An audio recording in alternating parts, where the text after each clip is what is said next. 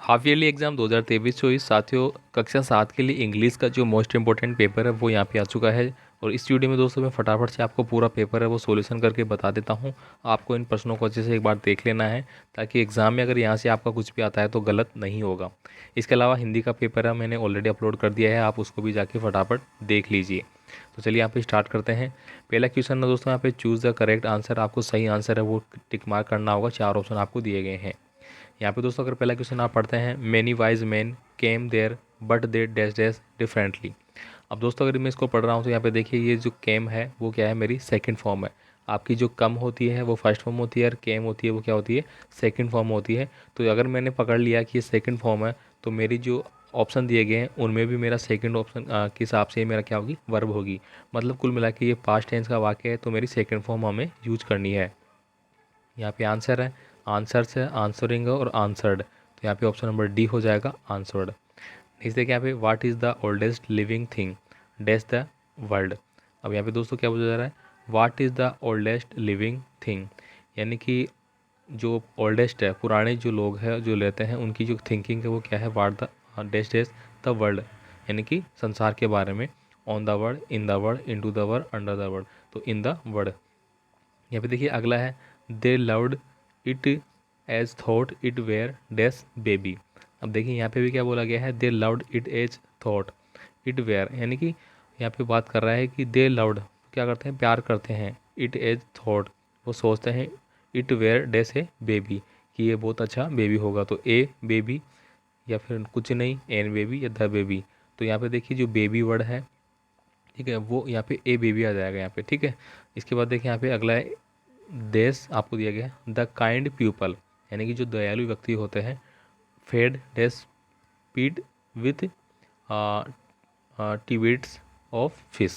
तो यहाँ पे आपको बताना है कि इसमें जो आपका प्रीपोजिशन आपसे पूछी गई है, तो यहाँ पे paid with the debits of fish, इसके बारे में बताना है, ठीक है। नेक्स्ट देखिए यहाँ पे, राइट ट्रू और फॉल्स वाले सेंटेंस आपको बताने होंगे, यानी कि सही और गलत।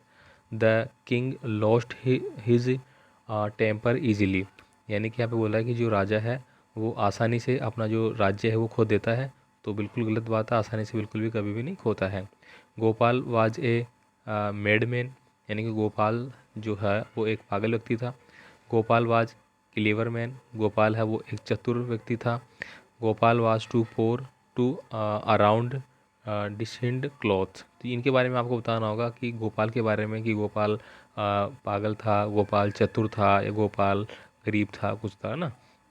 फिल इन द ब्लैंक देखिए यहाँ पे, द एग्जामिनेशन आर नियर, यानी कि परीक्षाएं आपके नज़दीक है। यू डेस वर्क हार्ड, तो यहाँ पे जो एडवाइस है तो इसका मतलब क्या है, क्या है, एडवाइज, ठीक है। ये एडवाइस दी जा रही है तुम आप लोगों को, ठीक है।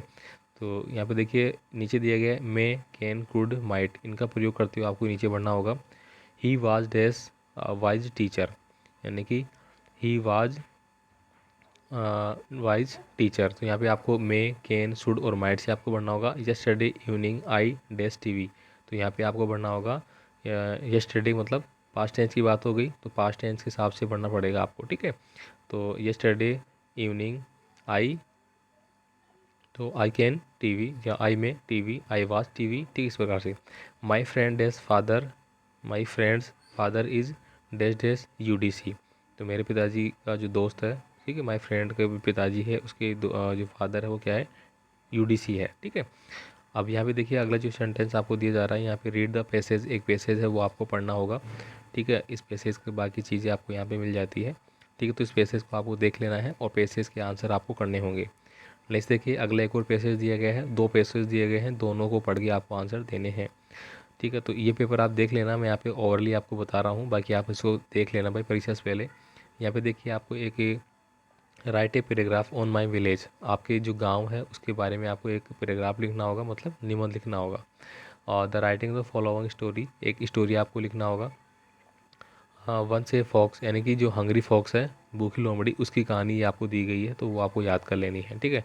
इसके बाद देखिए यहाँ पे एक एप्लीकेशन आपको लिखना होगा। You are Sanjeev, write a application to your headmaster to grant to you leave attend your sister marriage, आपको अपनी बहन की शादी में जाना है, इसके लिए आपको क्या करना है, छुट्टी चाहिए। तो आपको बहन की शादी के लिए छुट्टी लिख लेना है, जैसे कि आप लिखते हैं यहाँ पे, टू द हेड मास्टर या प्रिंसिपल, ठीक है, गवर्नमेंट स्कूल, प्राइवेट स्कूल, जो भी आपकी स्कूल है। सब्जेक्ट में आप क्या डालेंगे, यहाँ पे आपको सब्जेक्ट लिखना होगा। सब्जेक्ट में आप यहाँ पे डालेंगे फॉर लीव, ठीक है, या टू डे लीव, इस प्रकार से डालेंगे। फिर आप लिखेंगे I beg to say that, ठीक है, ये सारी सारी चीज़ें आप लिखते हैं, ये सभी में I beg to say that, ठीक है। और फिर आप लिख देंगे I am student of your school class 7, ठीक है, यहाँ तक लिख दिया। फिर आप लिखेंगे, क्या लिखेंगे, I I request you to for I request for two day leave due to, ठीक है, ड्यू टू आप लिखेंगे, ड्यू टू मतलब इस कारण से, तो due to my sister marriage, तो माई सिस्टर मैरिज आपने लिख देंगे। फिर आपको डेट भी बतानी होगी कि जैसे कि 5 दिसंबर टू 7 दिसंबर, तो 5 से 7 दिसंबर के बीच आपको छुट्टी चाहिए, इस प्रकार से लास्ट में आप लिख देना काइंडली ग्रांट मी लीव, ठीक है। फिर आप लास्ट में लिखेंगे यूर फेथफुली योर ओबीडियंटली, नाम अपना, कक्षा 7 वगैरह, ठीक है, इस प्रकार से आप लिख लेना। तो यहाँ पे मैंने ओवरली पेपर समझाया है, बाकी आप इसको कर लेना भाई, ठीक है, एक बार अपनी नज़रों से निकाल लेना ताकि एग्ज़ाम में कोई गलती ना हो।